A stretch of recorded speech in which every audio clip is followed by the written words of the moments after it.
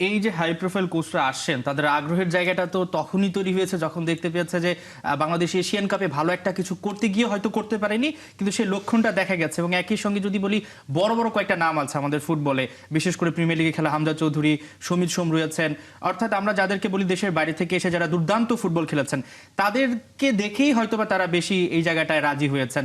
এবং যেটা বলছিলাম যে ফুটবলটা রাইজ করছে, সঙ্গে কোচরাও আসছেন, 300 সিভি চলে এসেছে, এর আগে কখনো এমনটা ঘটে নাই। বাফুফের জন্য তো বিশাল একটা চ্যালেঞ্জও যে এখান থেকে 300 থেকে একজনকে বের করা। অবশ্যই এটা বিগ চ্যালেঞ্জ এই কারণে, কারণ আপনি এখান থেকে এই একজনকে সিলেক্ট করতে পারবেন। সো এটা অবশ্যই ডিফিকাল্ট, এবং ডিফিকাল্ট এই কারণে যখন আপনি একজনকে সিলেক্ট করবেন তখন কিন্তু 299 জন বাদ পড়ে যাবে।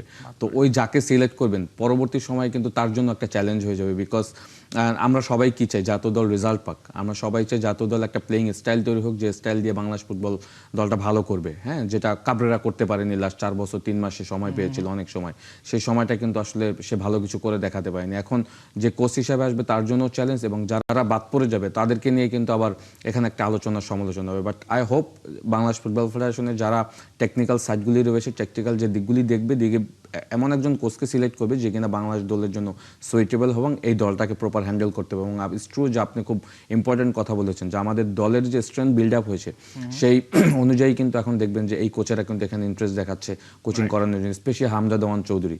কারণ হামজা লেস্টার সিটির player, premier league winner player, FA cup winner player, এবং ও আসার পরে বাংলাদেশের ফুটবল যেভাবে আসলে প্রোগ্রেস করেছে, যদি আপনি দেখেন লাস্ট 1 বছর আমাদের দেশের ফুটবল ইন্টারন্যাশনালি জায়গাতে, স্পেশালি হোম ম্যাচগুলি যদি দেখেন, যেখানে আসলে টিকিট সেল হয়ে যেত 15 মিনিটে।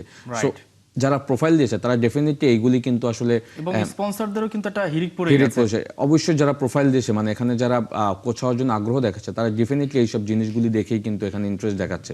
সেই জায়গা থেকেই কিন্তু আমি বলবো যে এটা সবার জায়গা থেকেই চ্যালেঞ্জ, বাট চ্যালেঞ্জের থেকে মেইন ব্যাপার হলো যে আপনি এন্ড অফ দ্য ডে যদি এইটাকে একটা সাকসেসফুল জায়গা নিয়ে যেতে চান বা নিয়ে যেতে পারেন, সেটাই হবে কিন্তু সব থেকে বড় সার্থকতা।